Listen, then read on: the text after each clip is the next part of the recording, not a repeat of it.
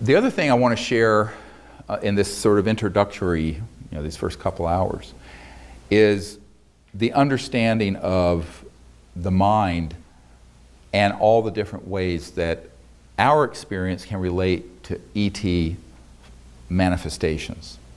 Now, there's something called, in the Vedic tradition, the siddhis, S-I-D-D-H-I-S. These are different abilities and powers that people can develop as they develop higher consciousness. Now, these run the gamut of almost everything you've heard about, some of which has been relegated to mythology, but is actually very real, such as levitation, dematerialization, materialization, changes in your body density to move through solid objects, precognition, we've talked about, teleportation, telepathy, materialization of objects, etc., and so on and so forth. Now, those are all things that actually humans can do. Those are advanced applications of higher states of consciousness. But understand that there's a scientific correlation to every conscious city. So whatever that you can imagine that any enlightened master has done can be routinized or made routine through a scientific method, even when it up to and including levels of the astral, you may call celestial, conscious cosmos, and do it scientifically. I always tell people that a really hilarious story of this captain of a Navy contract vessel that was in the South Pacific in '63. Jacques Vallée had the story, but he didn't have the source. It was a third-hand story for him, where we were testing the, I think they were the Atlas intercontinental ballistic missiles. We were firing them downstream in the South Atlantic, and this captain who contacted me was on a ship that was retrieving them after a test fire. Now, these were not hot. They didn't have nuclear weapons on them. They were trying to get the missile to be accurate. But the missiles kept missing their mark, and they knew there was some kind of a subtle electromagnetic thing happening. And there was always an ET craft around. And they got these on radar. So one night, his radar guy, they had a new, I think it was RCA radar system, and it was sweeping around, and they picked up a craft. And so the captain was called, came up, they got it. He called the command center, and they got it on radar. Unfortunately, they then hit it with some kind of electronic weapon or something. And the thing blew up. There was an explosion in the sky, and it fell straight down into the water, this UFO. And the next morning, his ship was vectored into the point of impact. And they couldn't find the ship, but there was about a 6-foot square pod that ejected, that had 4 of the ET beings in it. And this guy was a salt-of-the-earth Navy guy, and he said, well, they were handsome little men, but their skin was the color of a Sicilian. I never forget him saying that, Sicilian. Okay.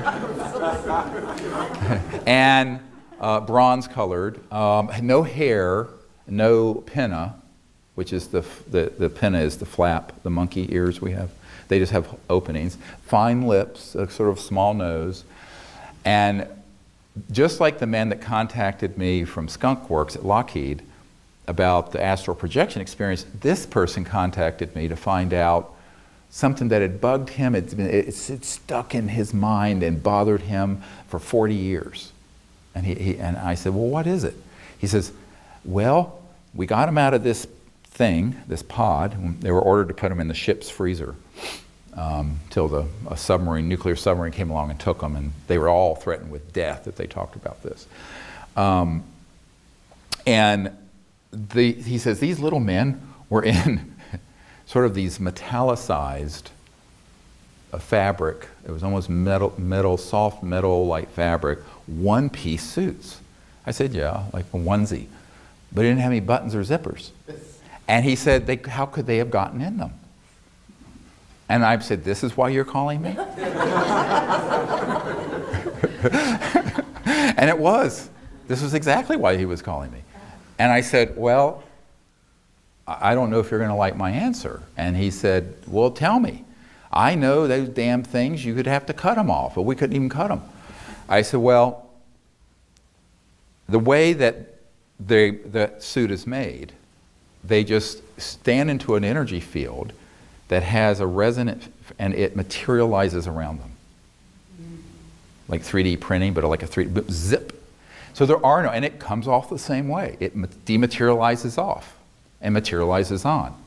But I said, did you notice anything about this thing that they were in, that was floating? He said, yeah, it had no pieces. I said the same thing. So I call this sort of a infra-ultrasonic manufacturing, where if you imagine going beyond the speed of light, speed of electrons, beyond the 0-point energy field, and creating sort of a architectural blueprint of a spacecraft that's in that dimension, like an astral, like your astral body, and have that resonate, and it comes into this dimension in toto. So it recruits the atoms, the molecules, the structures, not by digging them up and smelting them and banging them and doing rivets like we do on an airplane, but it, and that's, I call this extraterrestrial manufacturing 101 that I'm sharing with you. So that's why these spacecraft, the guys who I know who've gone to ones that have retrieved them, they're seamless.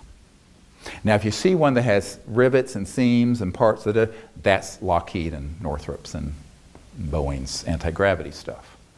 But these, the ET ones, are completely seamless, and the light coming from them is so amazing, it's so pure, you never quite forget it, because the light is coming from a source and materials that aren't manufacturable. You couldn't even manufacture something that pure in space.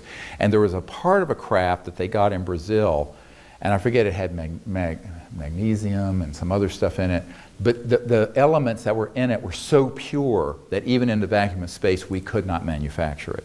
And no one understood how they could be doing this. I said, because they're not going to some asteroid or planet and digging up stuff out of the earth and smelting it and melting it and then putting it together.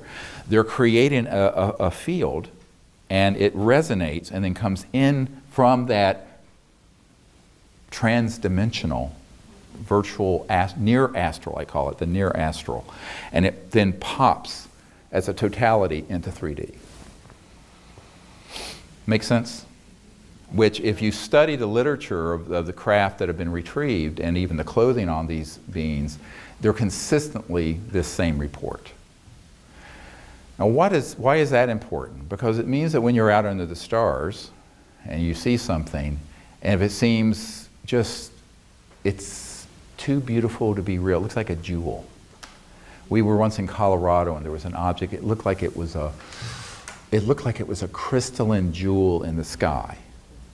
And it was there for a number of minutes, and you couldn't even, it was painful, it was so beautiful. And then there was a fighter jet was vectored in, and the thing popped and began to go off, looked exactly like a 737. Everyone saw it. So, you know, but what's fascinating is the purity of the light and the quality of it. And then there's one more thing. These craft are imbued at the level of Nano Biotechnology. You know what that is, nano bio, where they're actually living and they're conscious. So the craft itself has the consciousness of the occupants, and often it's the chief pilot or the person who's actually directing it, which is usually, they will either touch it and think and they'll go. All right? But the craft itself is not just like a piece of machinery. It's actually living. And there have been more than one military guy I've interviewed who have been on retrieval missions when they get there and the craft has been injured. I call it injured because it's organic, and there'll be a crack and it'll be trying to heal. Like if you did a cut and did a time lapse of a healing of a wound on skin, it's doing this kind of thing, trying to fix itself. And so the craft themselves are nano biotechnology at the level where they then can subsume or take on the awareness of the occupants. And that's how they operate. So many times people have an experience with a UFO, but they'll feel that the UFO itself was communicating or was conscious. I say, well, it is. That it was like this living, organic, conscious thing. And many times people will dismiss it, and I'll go, no, thousands of people have had the same experience. And it's because it is. It is a living, conscious nano biotechnology at the level that it can then take on the awareness of the occupant or the occupants. But usually it's the main occupant who's the anthropocentrically projecting here captain or the person in charge.